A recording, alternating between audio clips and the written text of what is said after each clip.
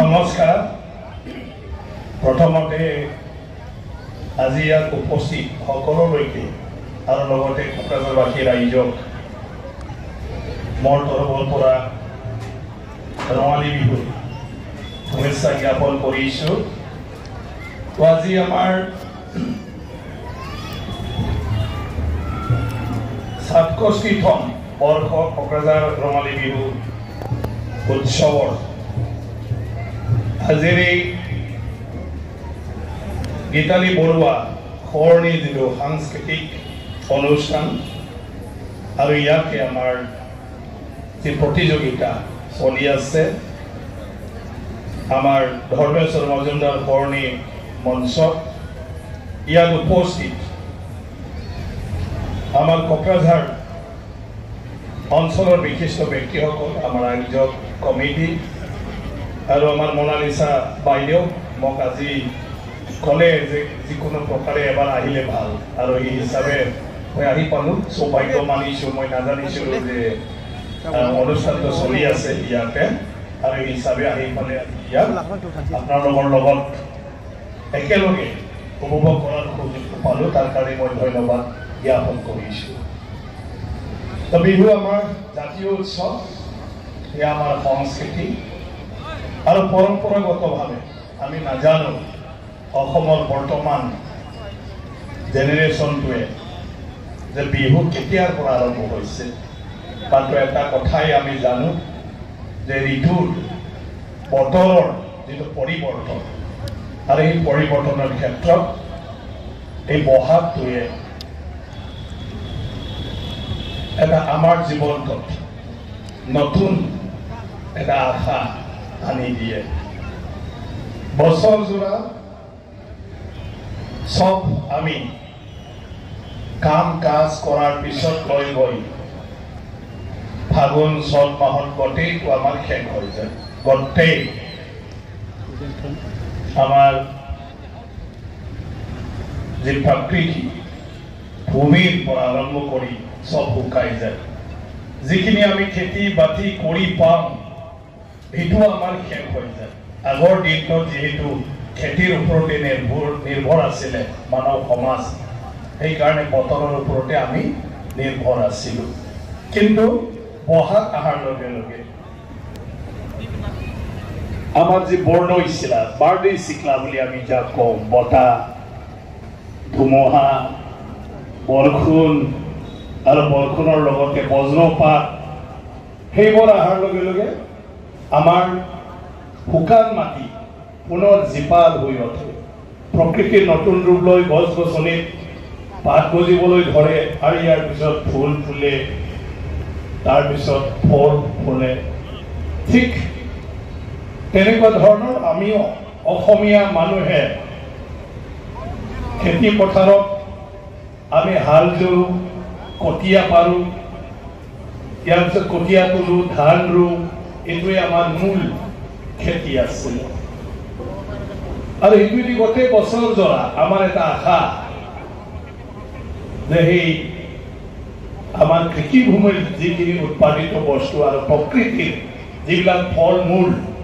এইটো আমাৰ গোটেই জীৱনটো জীয়াই থকাৰ ক্ষেত্ৰত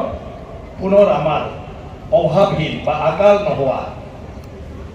এটা তেনেকুৱা ধৰণৰ আমাৰ অৱস্থাটো আনি দিব। আৰু তাকে লৈ নতুন বছৰ আদৰৰ নামত, নতুন বতৰ আদৰৰ নামত আৰু নতুন সপোন লৈ পেলাই আমাৰ মনত নাচি উঠে, আমাৰ মনত খুচি না সুখী এই ভাৱটো আহি যায়। সেইকাৰণে বিহুৰ সময়ত কোনেও কেতিয়াও নানাচিলেও ঢল চল বজালে চবৰে গাটো লৰি থাকে। এইটো প্ৰকৃতিৰ লগত সম্পৰ্ক, আৰু বিহুৰ বাদ্যযন্ত্ৰ, ইয়াৰ যিবিলাক সুৰ আছে, এইবিলাক প্ৰকৃতিৰ পৰা উৎপন্ন হোৱা। সেইটোৰ কাৰণে বিহুত বৈশাগুত কোনেও এনে থাকিব নোৱাৰে, অলপ হ'লেও গুণগুণাই থাকে, মানে মনটোৱে তেনেকুৱা লাগে, ভাল ভাল লাগি যায়। আৰু তাকে লৈ পৰম্পৰাগতভাৱে আমাৰ বিভিন্ন জাতি জনগোষ্ঠীয়ে নিজৰ নিজৰ জাতি জনগোষ্ঠীৰ মানে যিবিলাক সমাজৰ ৰীতি নীতি, সেইটো লৈ পেলাই আমি বিহুটো পালন কৰোঁ। আৰু এই পালন কৰাৰ ক্ষেত্ৰত আমাৰ কেইটামান নিয়ম আছে, নিয়মটো আমি কৰোঁ। আৰু এই নিয়মটো কৰাৰ পিছত আজি আনকো আমি দেখুৱাব লাগিব সময়বিলাক সলনি হ'ল তাৰ কাৰণে মঞ্চলৈকে আমি সবে আহি পালে অকল এটা গাঁও কিয় আমি সকলোৱে মিলি পালে বিহুটো পালন কৰিব লাগে নহ'লেতো পৰম্পৰাগতভাৱে আমি চত মাহৰ শেষৰ দিনা গৰু গা ধুৱালো পূজা কৰিলো অলপ মেকআপ চেকআপ লগাই দিলো কাৰণ গৰুৱে আমাৰ জীৱন আছিলে আগৰ দিনটোত গৰু অবিহনে আমি চলিব নোৱাৰো যদি গৰুৰ দ্বাৰা আমি হাল নাবাও হাল যদি জুৰিব নাপালো হয় গৰুৱে যদি গাখীৰ নিদিলে হয় ইভেন গৰুৰ গোবৰটো যদি খাৰ হিচাপে আমি নাপালো হয় তেতিয়া আমাৰ জীৱনটোৱে মুস্কিল আছিলে জীয়াই থকাত গতিকে আমাৰ জীৱনটো গৰু বাদ দি পেলাই একো হ'ব নোৱাৰে সেইকাৰণে আমি অসমীয়া সমাজে এতিয়া হিন্দুৰ কাৰণে গৰুটো মা কিন্তু অসমীয়াৰ কাৰণে তাতকৈও বেছি আৰু ভাৰতবৰ্ষত বিহুৰ বতৰত বা যিকোনো সময়ত অসমীয়া মানুহৰে এটা গৰুৰ প্ৰতি শ্ৰদ্ধা এটা ডাঙৰ সংস্কৃতি আছে যে বিহুৰ দিনত আমি গৰু স্পেচিয়েলি গা ধুৱাওঁ পূজা কৰোঁ সবে তেনেকুৱা দিন বা তিথি লৈ পেলাই গৰুক পূজা কৰা সেইটো আমাৰ ডাঙৰ সংস্কৃতি অসমত যে গৰুক আমি আমাৰ জীৱনৰ সকলো বুলি আমি ভাবোঁ সেইদিনা শ্ৰদ্ধা জনাওঁ ইয়াৰ পিছত আমি ঈশ্বৰক প্ৰাৰ্থনা কৰোঁ ধন্যবাদ দিওঁ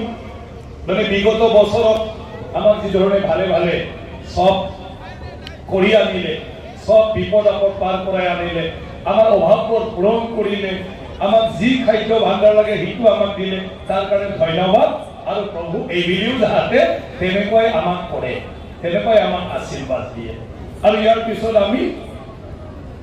ডাঙৰসকলক সন্মান দিওঁ শ্ৰদ্ধা কৰোঁ আশীৰ্বাদ লওঁ কাৰণ আগৰ দিনতো ডিগ্ৰী নাছিলে লিখা পঢ়া নাছিলে বেলেগৰ লিখনি দিয়ে আজিকালি আমি গোটেই কথা জানো হাজাৰ বছৰৰ কথা কাৰোবাৰ কিতাপ পঢ়ি পেলাই আমি জানো আগৰ দিন এইটো নাছিলে যিসকলে ডাঙৰ যিসকলে বুঢ়া মানুহ বয়োজ্যেষ্ঠ তেওঁলোকে গোটেই জানে কিমানবাৰ ভূমিকম্প আহিল কিমানবাৰ ধুমুহাত বিপদ হ'ল কিমানবাৰ বানপানী আহিল কোনটো বতৰত কি হয় তাৰ কাৰণে আমি কেনেকুৱা চলিব লাগে এই গোটেইবিলাক জ্ঞান এই গোটেই জগতখনৰ বিষয়ে আমাতকৈ ডাঙৰ গীতাই আমাক দিয়ে আৰু সেইটোৰ কাৰণে তেওঁলোকক আমি বিহুৰ সময়ত বিহুৰ প্ৰথম দিনা আমি সন্মান জনাওঁ শ্ৰদ্ধা কৰোঁ তেওঁলোকক সেৱা কৰোঁ আজিকালি অৱশ্যে অহংকাৰ হ'ল আমাৰ কি কাম আছে বুঢ়া মানে যাই পেলাই বাদ দে এনেকুৱা আৰু কিন্তু এইটো ভাল নহয় অসমীয়া সমাজত এইটো বহুত ডাঙৰ এটা আমাক দেখুৱাই থৈ আহিছে যে সদায় ডাঙৰক সন্মান দিবা ডাঙৰৰ কথা শুনিবা ডাঙৰক সেৱা কৰিবা ডাঙৰে তোমাক সব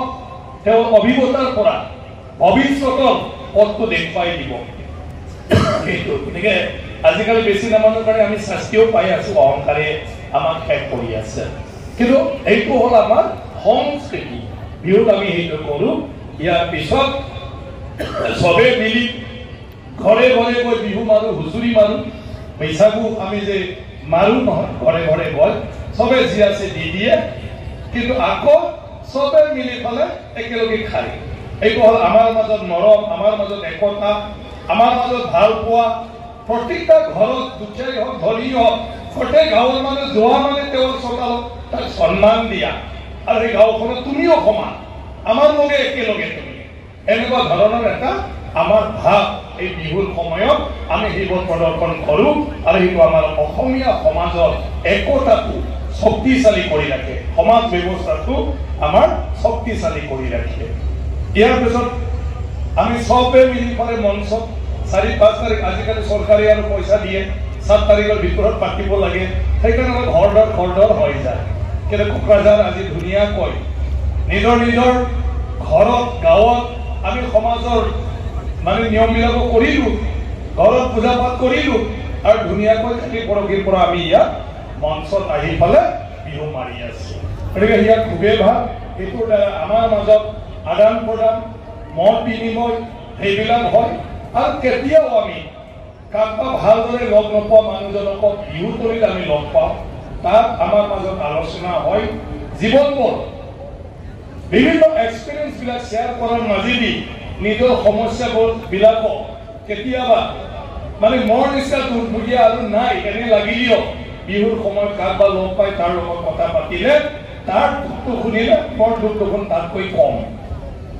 তাৰ অৱস্থা দেখোন মোতকৈ বেছি বেয়া এনেকুৱা ভাবি অলপ ভাল লাগে যে দুৰ্ভগীয়া মানুহ অকল মই নহয় আৰু বহুতে তেনেকুৱা সময়ত পৰামৰ্শ দিয়ে এইবোৰ সুযোগ অকল আমি বিহু বুলি পাম অন্য দিনত কাকো আমি নাপাওঁ গতিকে সেইবিলাক আমাৰ সমাজক সবকে উপকাৰ কৰে আৰু সেইকাৰণে এই উৎসৱটো আমাৰ কাৰণে অত্যন্ত গুৰুত্বপূৰ্ণ ইয়াৰ লগত ঈশ্বৰৰ বিশ্বাসৰ ওপৰত ধৰ্মৰ পৰা আমাৰ সংস্কৃতি আৰু এই সংস্কৃতিৰ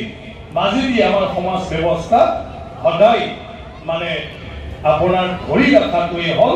এনেকুৱা উৎসৱত পালন কৰা তো মই ধন্যবাদ জনাইছোঁ কোকৰাঝাৰৰ সকলো ৰাইজক যে আজিৰ এই বৰ্তমান সময়ত ইমান ব্যস্ততা মাজেদিও ইয়াতে ইমান সবে মিলি ফলে এই বিহু উৎসৱখন ইমান ধুনীয়াকৈ পাতিছে তাৰ কাৰণে ধন্যবাদ পুনৰ সকলোলৈ বিহুৰ শুভেচ্ছা যাচি মই মোৰ বক্তব্য ইয়াতে সামৰণি মাৰিছোঁ বিদায়ো বিচাৰিব খুজিছোঁ এটা নাচ চাই পেলাই যাওঁ ধন্যবাদ